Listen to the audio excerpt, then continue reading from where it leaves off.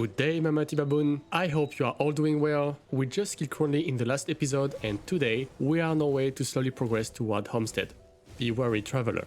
The savages living up the Four Hills have destroyed this once magnificent structure in an effort to trap their victims. The old coastal bridge is destroyed. You will need to find a way through the Smuggler's Pass. So as you can see, the bridge is destroyed, so the way to Homestead is going to be long and full of terrors. We will be on a long journey, and we will need to go through a multitude of places, including the Undercity, the Broken Hills, the Barren Highlands, and the Mountain Deeps. But let's take one step at a time. We first need to go through the Twin Falls area. In this area and in the Arkovian Undercity, we will mainly encounter skeletons and ghosts. So be sure to have at least some vitality resistance before entering the area.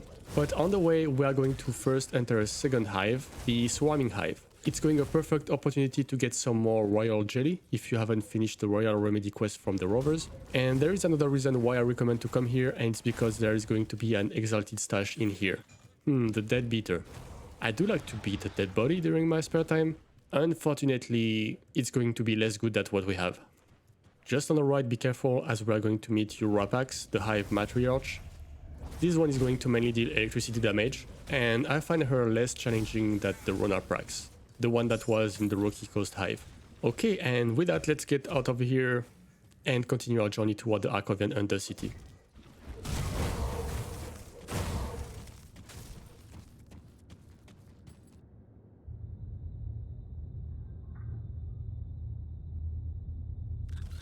We are going to go this way.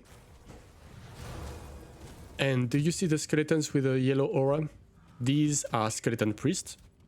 You will see through the game that I will prioritize killing them first. And the reason is dead simple. It's that they can heal other undeads, and this can really be an issue if you are dealing with a boss and they continuously heal him. So do the same. A good skeleton priest is a dead skeleton priest.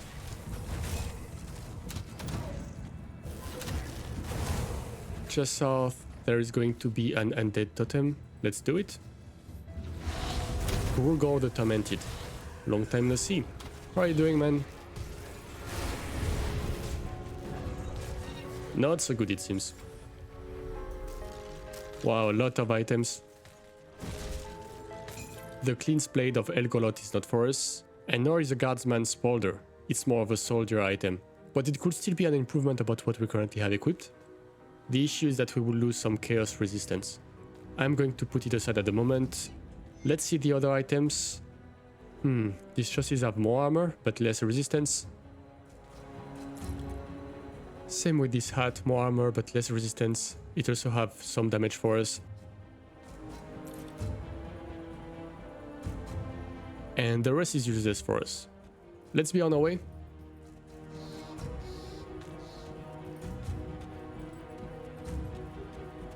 And here we meet Balvoruk, the first representative of the Order of the Death Vigil. Let's see what he has to tell us.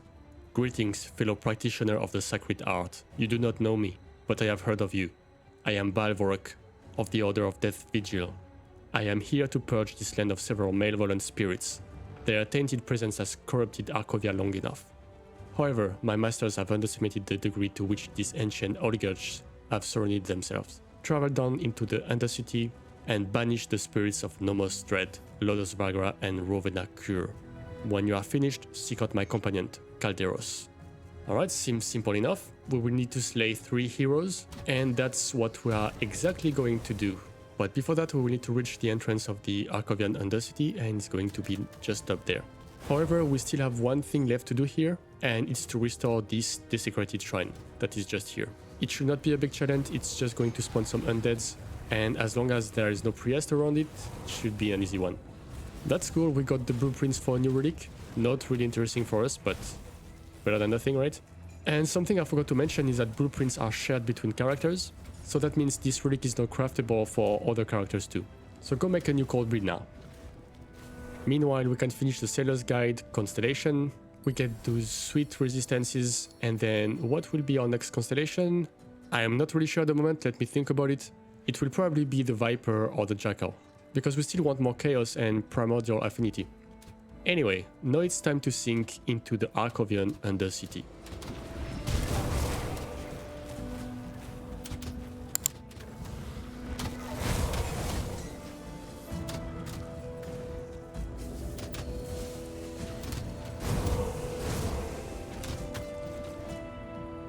As mentioned earlier, we are mainly going to find skeletons and ghosts in here, and the main type of damage that we will receive is vitality damage.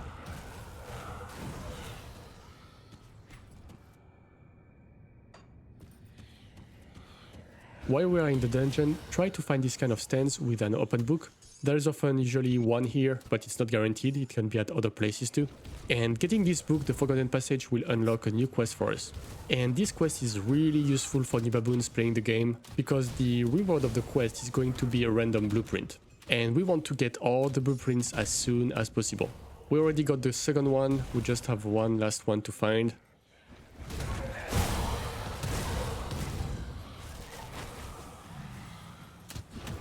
And here, if we go south, we are going to meet Nomos Dred, the first guy that we need to kill.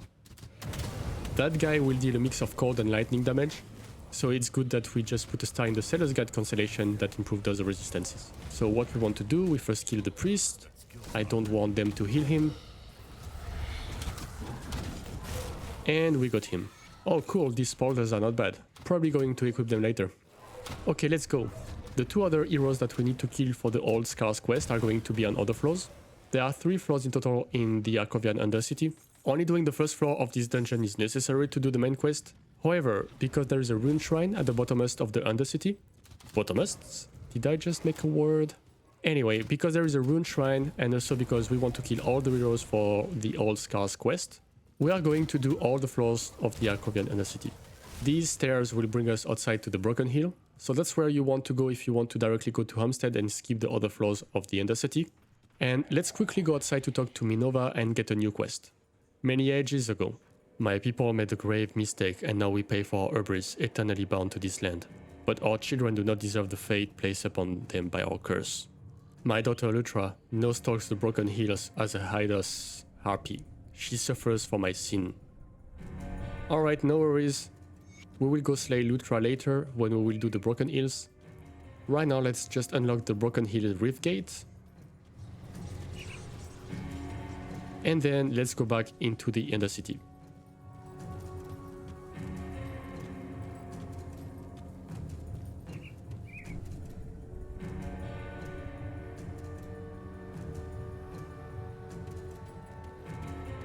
So let's go this way on the left.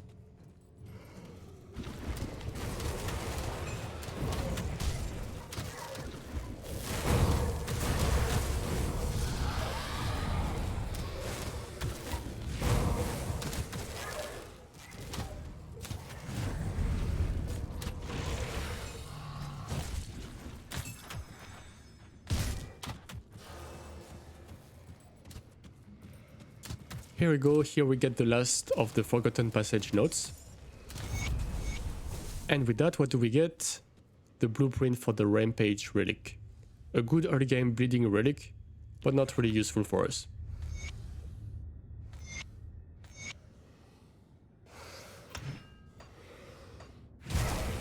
At the same time, I forgot that we leveled up, so let's put one more point into Mark of Torment. And I also want to continue to push the Oathkeeper Mastery Bar. And you know what, let's also put some point into Decay. More damage for Ravenous Hurt, it's always good. And let's be on our way. Let's do this totem, some ghouls. Do not stay in the red mark, they live on the ground, these can be devastating. And let's see what we got. The Wild Color Skins is very good for a Primal Strike Shaman. Malady is a two-handed weapon, so useless for us. And we get a few more blueprints. One of them, the Death Whisper Ointment, is not too bad. It gives us a 25% resistance against vitality damage. However, I find that vitality is rarely a resistance that is hard to cap, so all in all, I will say it's less useful to other ointments. For example, ointments that can boost Chaos or Ether resistance. But anyway, we still take it. Let's continue, and soon we are going to find the door to the second floor of the Undercity. This way.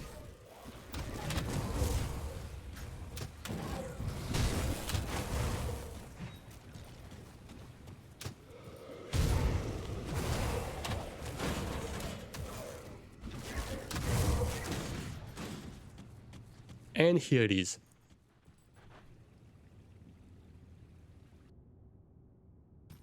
This floor is not very interesting, we are only looking for Laudos, Vagra and Rhovena Kur. the two other heroes of the Old Skulls quest. Apart from that, we are going to rush this floor.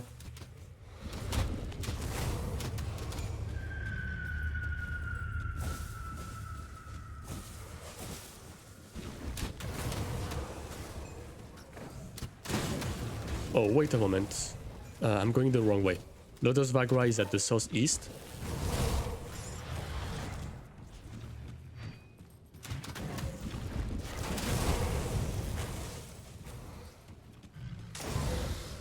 Get out of the way, mate.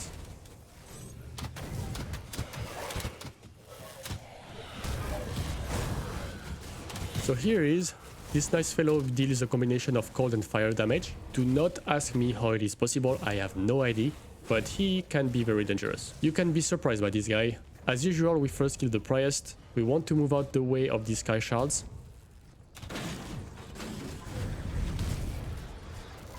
And we got him. Let's see, the Runeforge chest guard is garbage. And let's move on. We go back where we came from, and then let's rush this floor.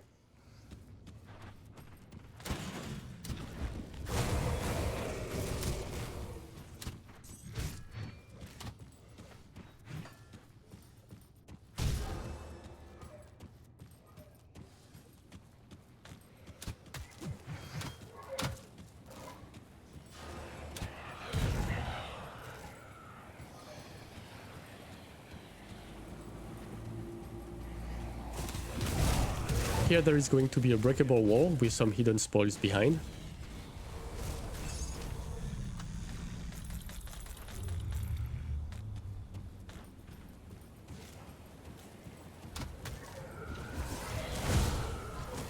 And here up the stairs we are going to meet Rhovena Kur, the last of the Old Skulls heroes to kill. She's going to be a ranged hero that mainly deals cold damage. And the only thing that we need to be careful about for this battle is the fact that a lot of skeletons are going to spawn during the battle, and some of them could be priests.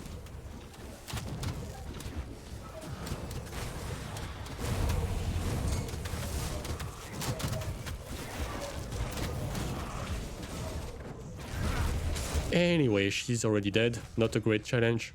And to get the reward we will need to meet Calderos in the Broken Hill, and that's going to be a little later. First, let's cross this bridge, and we are going to enter the last floor of the Undercity.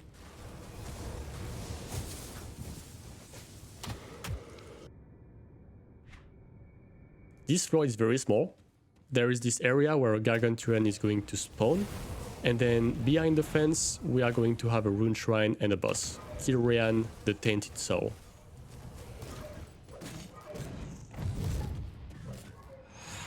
He's going to be just here, but first I am going to hang around here to first spawn some ghosts. Okay, good. And then let's deal with him. This guy mainly deals vitality and fire damage, and he's very resistant to bleeding, so if you have a bleeding build, that could be a tough fight. But we are vitality based, and Ravenous Hearth should smelt him like any other enemies. Be careful of that aura he puts on the ground. He's going to deal a fair amount of damage. We are going to move out of the way every time he's going to cast it. And apart from that, unless you have very low vitality or fire resistance, it should not be a major obstacle to you. And we got him. Let's also restore the shrine. And let's see what we have. We got his item, the Kilrian Skullbreaker, but that's not for us. The Briarthorn Band is for a Shaman Bleeding build. And let's see here. The Devil's Charm is interesting. I like the resistance and skill cooldown reduction. We might use this amulet. Or not, we will see. Let's also spend our devotion point. And as I said earlier, I want to get more Primordial or Chaos Affinity. So I think I'm going to put point into the Viper constellation. I like this one because it's going to give us some energy drain. So we get more energy sustain, also some vitality resistance and offensive ability. Not a game-changing constellation, but it's going to provide us some good small improvements.